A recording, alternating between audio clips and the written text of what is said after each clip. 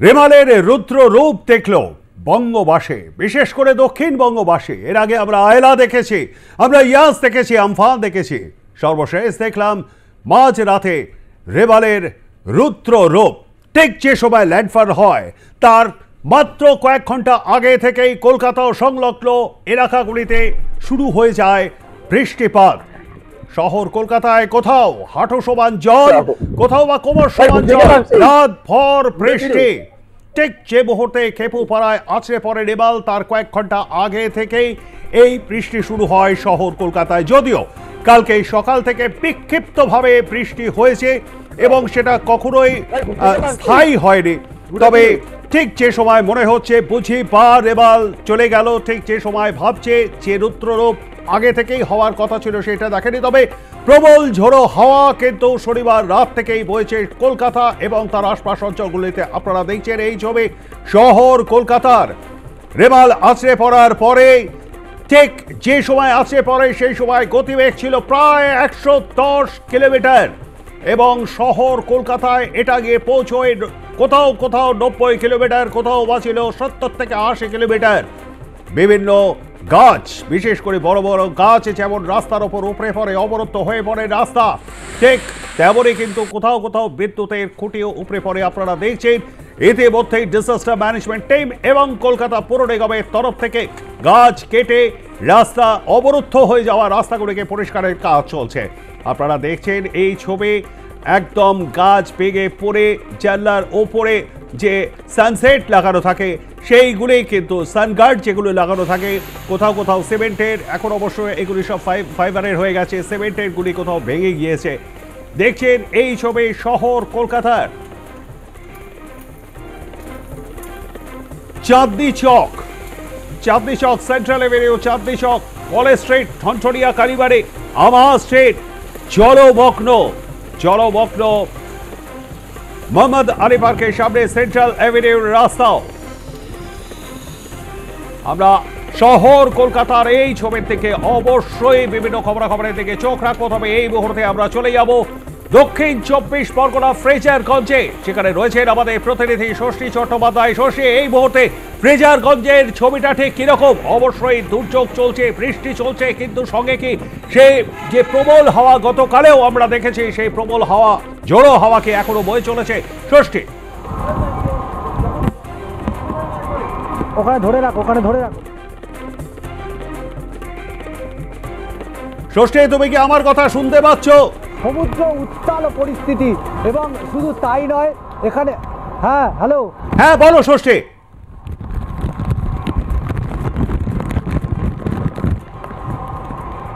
দেখো, এই মুহূর্তে সমুদ্রের অবস্থা কিন্তু আমার চিত্র সাংবাদিককে বলবো যে উত্তাল পরিস্থিতি সমুদ্রে ফ্রেজারগঞ্জে, এবং গতকালকে প্রায় মধ্যরাতে যেভাবে রেমাল আছড়ে পড়েছে এই বকখালি, শুধু নয় ফ্রেজারগঞ্জ, বিভিন্ন জায়গায় দক্ষিণ 24 পরগনা বিস্তীর্ণ এলাকায়, এবং সকাল থেকে কিন্তু তুমুল হাওয়া বইছে প্রায় ঘন্টায় 100 থেকে 120 কিলোমিটার বেগে প্রতি ঘন্টায় কিন্তু সেই ঝোড়ো হাওয়া যেমন বইছে, এবং তার পাশাপাশি সমুদ্রের যে গর্জন, সেই গর্জন আমরা শুনতে পাচ্ছি। এবং শুধু তাই নয়, আরও বেশ খানিকটা ছবিটা দেখানোর চেষ্টা করব। আমার চিত্র সাংবাদিককে বলবো, যেহেতু এই মুহূর্তে ফ্রেজারগঞ্জে যে ঝোড়ো হাওয়া বইছে সেই ছবিটা একটুখানি দেখানোর চেষ্টা করব।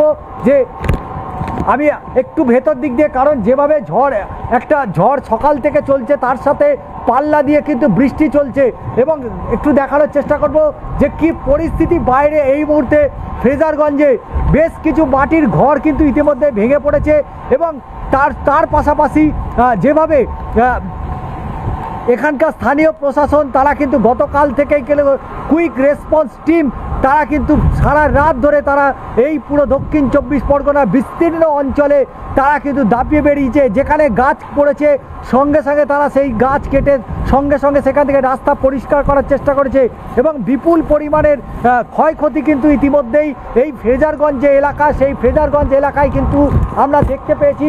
এবং গতকালকে রাত থেকে আজকে এখনো পর্যন্ত যে বিপদসীমার কথা বলা হচ্ছিল আবহাওয়া দপ্তরের পক্ষ থেকে, সেই বিপদ কিন্তু এখনও রয়েছে এবং দুপুর 2টোর পরে আবারও একটা আফটার শক অর্থাৎ রেমালের দ্বিতীয় আফটার শক পড়তে পারে এই দক্ষিণ 24 পরগনায়, এমনটাও কিন্তু স্থানীয় প্রশাসন থেকে শুধু তারা মাইকিং করে যাচ্ছে এবং এনডিআরএফের টিম কিন্তু ইতিমধ্যে মজুত রাখা হয়েছে এবং তার পাশাপাশি রাজ্যের যে বিপর্যয় মোকাবিলার দল তারাও কিন্তু একেবারে প্রস্তুত রয়েছে, যে কোনো বড় ধরনের বিপদ মোকাবিলায় কিন্তু তারা প্রস্তুত। এবং এই মুহূর্তে বিস্তীর্ণ যে এলাকা, সেই বিস্তীর্ণ এলাকায় কিন্তু বড় সড়ো একটা বিপর্যয় হয়েছে এবং ঝড়ের যে গতি, সেই গতি যে কথা বলছিলাম যে ঘন্টায় কিন্তু প্রায় 100 থেকে 120 কিলোমিটার বেগে ছুটছে এবং তার সাথে পাল্লা দিয়ে কিন্তু বৃষ্টি এবং প্রচুর ক্ষয়ক্ষতি কিন্তু হয়েছে। সেই ছবিটা অবশ্যই দেখাবো, কারণ যেহেতু বৃষ্টি এবং হাওয়ার গতি উল্টো পাল্টা চলছে, অর্থাৎ নির্দিষ্ট দিক থেকে বইছে না, স্বাভাবিকভাবেই বুঝতেই পারছো যে এখানে প্রতিটা জিনিস আমাদের ডিভাইস, লাইভ এবং ক্যামেরা সেগুলোকে বাঁচাতে হচ্ছে এবং সেই ছবি আমরা দেখানোর চেষ্টা করব যে একদম এইখান থেকে ফ্রেজারগঞ্জের যে দেখতেই পাচ্ছ যে প্রচুর ঘরবাড়ি কিন্তু এখান থেকে ভেঙে পড়েছে এবং আমরা সেই ছবিটা একটু দেখানোর চেষ্টা করছি। আমার চিত্র সাংবাদিক চেষ্টা করছে যে পুরো সাদা হয়ে গেছে, অর্থাৎ বৃষ্টির যে দাপট যেভাবে বাড়ছে এবং বৃষ্টির তার পাশাপাশি ঝোড়ো হাওয়া বইছে, সেই জায়গা থেকে দাঁড়িয়ে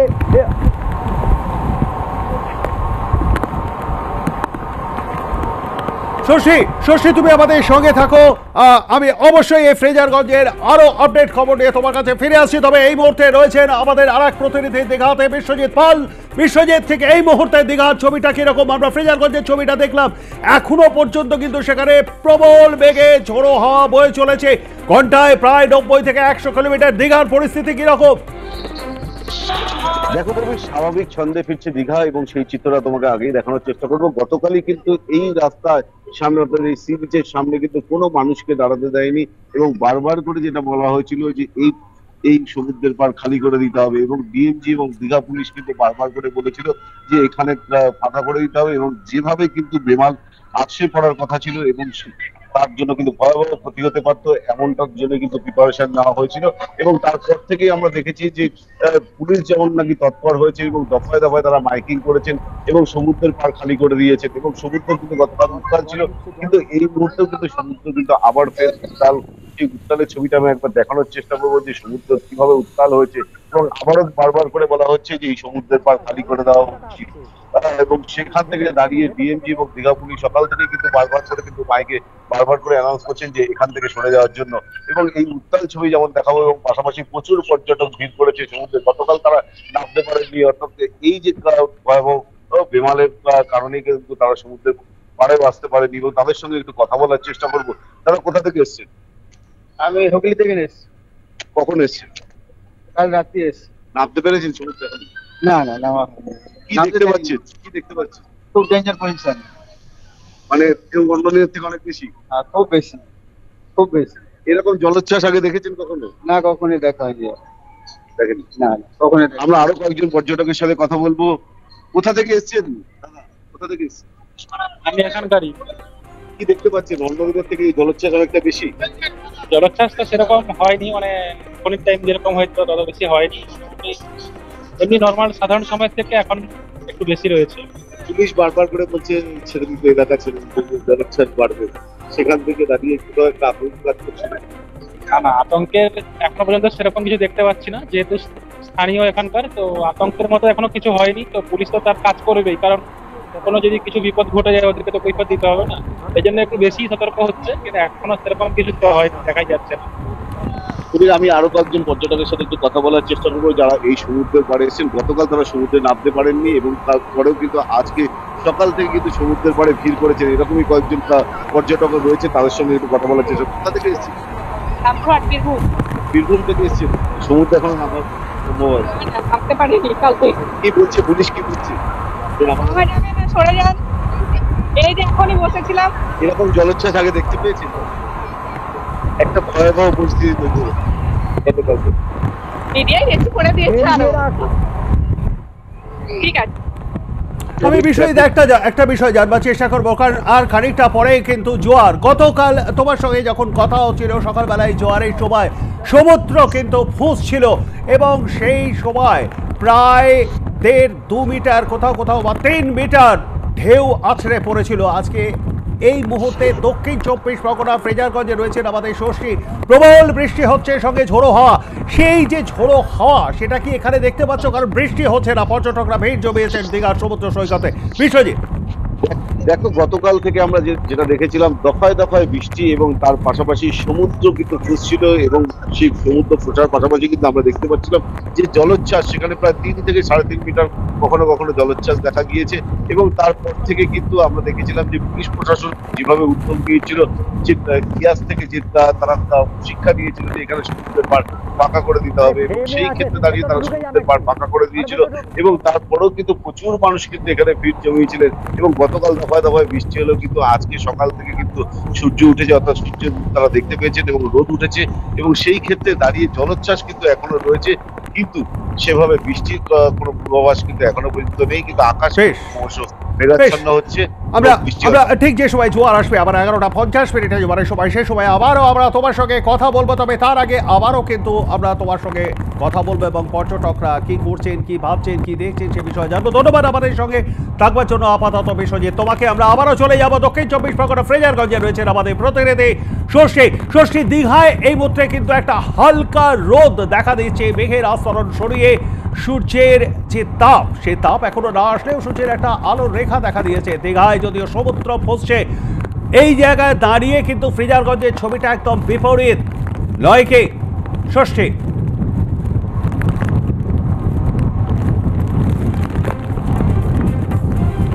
দেখো প্রবীর, একথা বলার অপেক্ষা রাখছে না। তুমি হয়তো আমাকে দেখলে বুঝতে পারবে যে কি পরিমাণে এখানে হাওয়া বইছে এবং ঝড়ের গতিতে হাওয়া কিন্তু চলছে।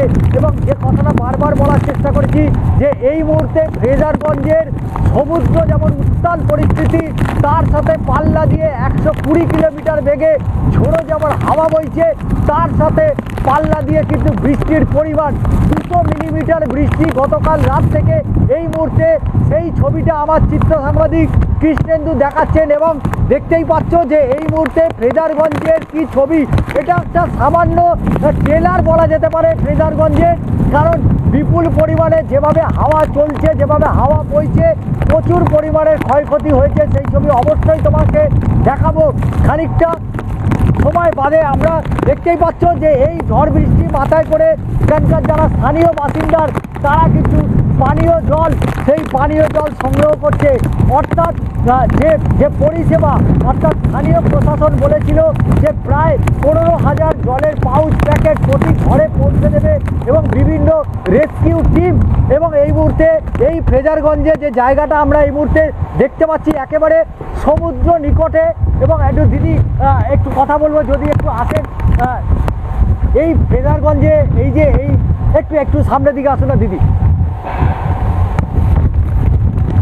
দিদি, এই যে এরকম তো ঝড় এর আগেও যে আমফান হয়েছে, তারপরে হুদহুদ হয়েছে, এবং এই যে নতুন করে আবার একটা এইরকম ঘূর্ণিঝড়, এটা আপনাদের কতটা অভিজ্ঞ করে তোলেছে বিভিন্ন ঝড়গুলো থেকে? অনেক তো, দেখতে পাচ্ছ তো, এই তো কি ঝড় বৃষ্টি হচ্ছে, এই যে আমরা কি কষ্টে আসছি দেখতে তো পাচ্ছেন আপনারা। প্রশাসনের তরফ থেকে কোনো খাবার বা জল ব্যবস্থা করে? হ্যাঁ, হোটেলের ব্যবস্থা করেছে। বা আমরা এখন হোটেলে যাচ্ছি না, গেছিলাম আবার চলে এসেছি, এসে আবার দুটো রান্নাবান্না করে নিয়ে আবার তো যাবো। হোটেলে খাবারের ব্যবস্থা রাখিনি? হ্যাঁ আছে, হ্যাঁ। তাহলে এই বিপদের মধ্যে জল নিতে এসছেন কেন? আমরা বাড়িতে এসে আবার আসছি তো, তা খাবো না আমরা জল? হোটেল থেকেই এসছে, আবার এই যে জলটা নিয়ে যাচ্ছি খাওয়ার জন্য। অর্থাৎ পরিবারগুলোকে হোটেলে রেখেছে প্রশাসনের তরফ থেকে, তবে তারা বাড়িতে এসছে এবং আসার পরেই এই মুহূর্তে যে সার্বিক যে ছবিটা আমার চিত্র সাংবাদিক দেখানোর চেষ্টা করছে, ঝোড়ো হাওয়া এই মুহূর্তে আবার কিন্তু দাপটটা অনেকটাই। আমি ষষ্ঠী একটা বিষয় এখানে তোমার কাছ থেকে জানবার চেষ্টা করব, তোমার পূর্ব অভিজ্ঞতাতে। তুমি আমফানের সময়, ইয়াসের সময় এই জায়গায় গিয়েছিলে, একদম গ্রাউন্ড জিরোতে। আবারও তুমি এখানে গেছো এই রেমালের সময়। পূর্ব অভিজ্ঞতা থেকেই আমি তোমাকে বলছি, যেগুলো সেগুলো গ্রাউন্ড জিরো থেকে দেখেছো, তার থেকে এই রেমাল কি একেবারেই আলাদা? এতক্ষণ ধরে কিন্তু তাণ্ডব চালাচ্ছে। শনিবার বিকেল থেকে ঝোড়ো হাওয়া বইতে শুরু করেছে, কালকে আছড়ে পড়েছে, ল্যান্ডফল হয়েছে এবং তারপরেও কিন্তু এটা চলছে। ষষ্ঠী পূর্ব অভিজ্ঞতা থেকেই আমি তোমার কাছ থেকে এটা জানতে চাইছি।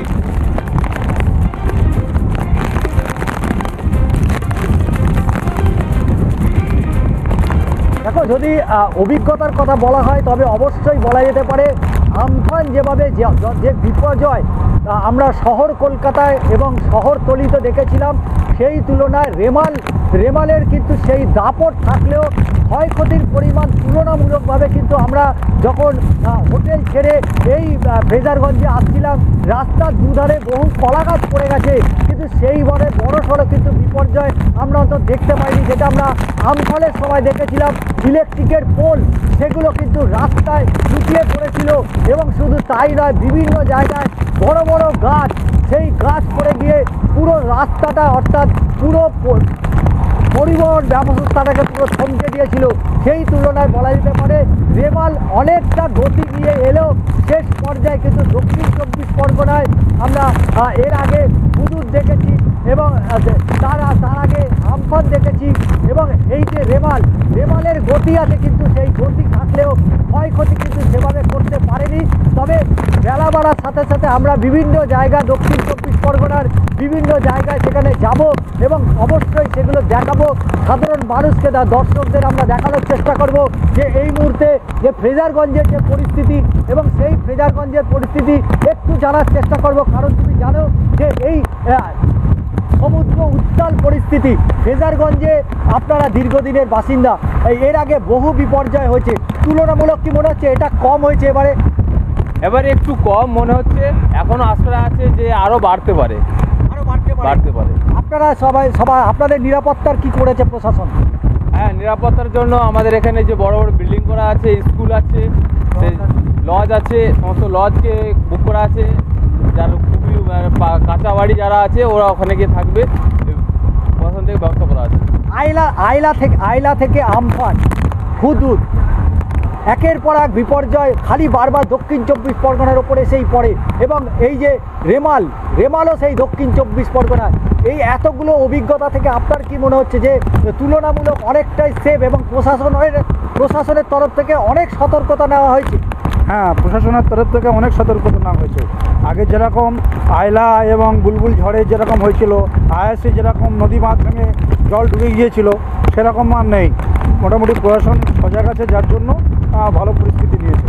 অবশ্যই ধন্যবাদ দিতে হয় স্থানীয় প্রশাসনকে এবং যে কারণে কিন্তু এই যে নতুন করে যে নতুন ঘূর্ণিঝড় সেই রেমাল কিন্তু অনেকটাই আটকাতে পেরেছে। অর্থাৎ প্রকৃতিকে আটকাতে না পারলেও প্রকৃতির যে ক্ষয়ক্ষতি, সেই ক্ষয়ক্ষতিটা কিন্তু প্রশাসনিকের উদ্যোগে যে নদী বাঁধ ভেঙে গিয়েছিল সেখান থেকে কিন্তু অনেকটাই মানুষ এখন নিরাপদ। এখানকার স্থানীয় বাসিন্দারা কিন্তু, তবে দুর্যোগ এখনো চলছে। ষষ্ঠী, তুমি আমাদের সঙ্গে থাকো। এই মুহূর্তে আমরা চলে যাব আমাদের কলকাতায়।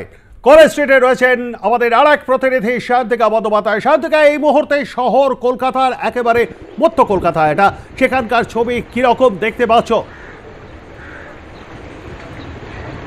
একেবারে দেখো প্রবীরদা, আয়লা হোক কিংবা আমফান, ফোনি হোক কিংবা ইয়াস, বারে বারে কিন্তু কলকাতার ওপরেও প্রভাব পড়েছে। প্রত্যেকটা ঘূর্ণিঝড়ে সে কথা অস্বীকার করার উপায় নেই। সকাল থেকে যখন বেরিয়েছি কার্যত একটা বলতেই হচ্ছে যে এখন সকাল রাতের চেয়েও অন্ধকার। কারণ সপ্তাহের প্রথম দিন শহর কলকাতা ঘূর্ণিঝড় রেমালের তাণ্ডবে কার্যত বিপর্যস্ত এবং এই মুহূর্তে আমি দাঁড়িয়ে রয়েছে কলেজ স্ট্রিটে। আমার ক্যামেরা পার্সন বিনয় দা এবং অবশ্যই আমাদের যে গাড়ি চালক আজকে যিনি রয়েছেন তাদের প্রত্যেকের কথা কিন্তু বলতেই হচ্ছে। কারণ এই প্রবল যে জল দেখতে পাচ্ছি, বেশ খানিক্ষণ আগে কিন্তু আমি এই কলেজ স্ট্রিটে এসেছিলাম, তখনও কিন্তু একেবারে জল কার্যত হাতে জল পর্যন্ত ছিল। এখন কিন্তু সেই জল কিছুটা হলেও কমেছে, কিন্তু তুমি একেবারে এই মুহূর্তে যে ছবিটা দেখাচ্ছি, তুমি একেবারে আমি জানি তুমি বুঝতে পারছো যে জলের যে প্রবলতা সেটা কিন্তু এখনো পর্যন্ত কমেনি। আগের তুলনায় কিছুটা হলেও কম হলেও জল কিন্তু এখনো মারাত্মক রকম ভাবে রয়েছে এবং একাধিক কেন্দ্র কার্যত প্রত্যেকটা দোকানপাটি কিন্তু বন্ধ রয়েছে এবং এর মাঝখানেও যারা বাধ্য হচ্ছেন তাদের বাইরে বা কর্মসূচিতে বেরোতে, তারা কিন্তু অবশ্যই বেরোচ্ছেন, কারণ না বেরিয়ে উপায় নেই। তবে প্রত্যেকটা দোকানপাট কিন্তু এই সপ্তাহে বন্ধ। তিনি আসছেন একটু কথা বলে, বাধ্য হয়েছে বাড়ি থেকে বেরোতে, বুঝতে পারছি কিন্তু অসুবিধা হচ্ছে। কি হলো দিদি, কাজ তো করতে হবে, কাজ করবো না তো খাবো কিছু। এবং আপনি কোথায় থাকেন? আমি থাকি বেদিবাগান। এবং আপনার বাড়ির এলাকার এই মুহূর্তে কি অবস্থা? আমার এলাকায় কত দোকান জল আছে এবং সেইটা পার করেই কাজে যেতে হচ্ছে। বাড়িতে কারেন্ট রয়েছে? হ্যাঁ, বাড়িতে কারেন্ট রয়েছে এখনো? না না। লোডশেডিং হয়ে আছে? লোডশেডিং? না না। অসংখ্য ধন্যবাদ। আপনি যেখানেই যাচ্ছেন সাবধানে যাবেন। এবং তুমি দেখতে পাচ্ছ যে একেবারেই প্রায় 10টা বেজে গেলেও সাধারণ মানুষজনের কিন্তু দেখা সেই অর্থে মিলছে না। গাড়ি ঘোড়াও কিন্তু অত্যন্ত কম। একদিকে যেরকম ফরেস্টের থেকে এই জলমগ্ন ছবিতে উঠে আসছে, এর পাশাপাশি কিন্তু মিন্টো পার্ক থেকে শুরু করে রবীন্দ্র সদন থেকে শুরু করে বাক্সেট থেকে শুরু করে শিয়ালদহ থেকে শুরু করে প্রত্যেকটা জায়গাতেই কিন্তু রেমালের তাণ্ডবের ছবিটাই বিভিন্ন জায়গা থেকে ধরা পড়ছে। এর পাশাপাশি যদি একটু ট্রেন লাইনের কথা বলা যায়, আজকেও কিন্তু শিয়ালদহ শাখায় দক্ষিণ শাখায় একাধিক ট্রেন কিন্তু বন্ধ হয়ে গিয়েছে এবং এর পাশাপাশি মেট্রো চলাচলেরও কিন্তু বেশ খানিকটা বিচ্ছিন্ন হচ্ছে। এবং এই রুট দিয়ে প্রত্যেক দিন যে সমস্ত বাস যাতায়াত করে সে সমস্ত বাসের সংখ্যাও কিন্তু অত্যন্ত কম, কারণ একে তো মানুষজন বেরোতে পারছেন না বাড়ি থেকে, তার মধ্যেও যারা বেরোতে বাধ্য হচ্ছেন সেই সংখ্যাটাও খুব কম। তাই মাঝে মধ্যে যেভাবে বাস আমরা দেখতে পাচ্ছি সেই বাসে কিন্তু একেবারেই যাত্রী সংখ্যা নেই বলতেই চলে। কলকাতা পৌরসভার মেয়র ফিরোজ হাকিম তিনি কিন্তু গতকালই সাংবাদিক সম্মেলন করে জানিয়ে দিয়েছিলেন যে তারা কিন্তু প্রস্তুত রয়েছেন যত দ্রুত সম্ভব এই জলটাকে কমিয়ে ফেলা যায়, কিন্তু তারপরেও রবিবার সারা রাত জুড়ে রেমাল যেরকমভাবে তাণ্ডব দেখিয়েছে সেই তাণ্ডবের হাত থেকে এখনো পর্যন্ত যে খুব দ্রুত মুক্তি মিলবে সেটা কিন্তু বলা যাচ্ছে না। আমি বিনোদকে বলবো না যে একটুখানি ছবিটা দেখাও, কারণ আমরা জানি যে সামান্য বৃষ্টি হলেও কলেজের যারা থাকেন কলেজের ব্যবসা করেন তাদের কিন্তু এই জল যন্ত্রণা ভোগ করতে হয়। আর সেই জায়গায় দাঁড়িয়ে রেমালের এই তাণ্ডবে কলেজের যে কাজে তো একেবারে বিপর্যস্ত হয়ে পড়বে এমনটা কিন্তু বলাই যায়। এবং তুমি দেখতে পাচ্ছ এক একটা গাড়ি যখন আসছে, গাড়িগুলো ঠিক কিরকম একটা পজিশন দিয়ে আসছে, দুপাশে কিন্তু মারাত্মক রকম জল, কিন্তু তার মধ্যেও বারে বারে বলতেই হচ্ছে যারা বাধ্যবাধ হয়েছেন আজকে বাড়ি থেকে বেরোতে, সেটা কর্মসূত্রে হোক বা যে কোনো কারণে, তারা কিন্তু অত্যন্ত একটা সমস্যার মধ্যে দিয়েই। শান্তিকা, আমি তোমার কাছ থেকে একটা বিষয় জানতে চাবো। ইতিমধ্যেই কিন্তু মর্মান্তিকভাবে একজনের মৃত্যু হয়েছে, তার ছেলেকে বাড়িতে ফিরিয়ে আনতে গিয়েছিল, সেই সময় মৃত্যু হয় এক প্রৌঢ়ের।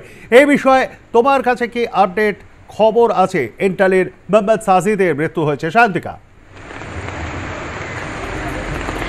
একেবারেই তাই।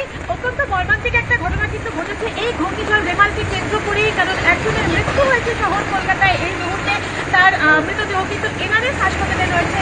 এবং একেবারেই এই ঘূর্ণিঝড় রেমালের জন্যই কিন্তু বাড়ির চাপা পড়ে দেয়াল চাপা পড়ে তার কিন্তু মৃত্যু হয়েছে বলে আমরা জানতে পারছি। কোনো রকমের তিনি কিন্তু আর সেই কার্যত অভিযুক্ত বাড়ি থেকে তিনি কিন্তু বেরিয়ে আসতে পারেননি। এবং একদিকে যেরকম এই মৃত্যুর খবর এসছে, এর পাশাপাশি কিন্তু একটু ওয়েদার আপডেটটাও তোমাকে বলতে চাইবো।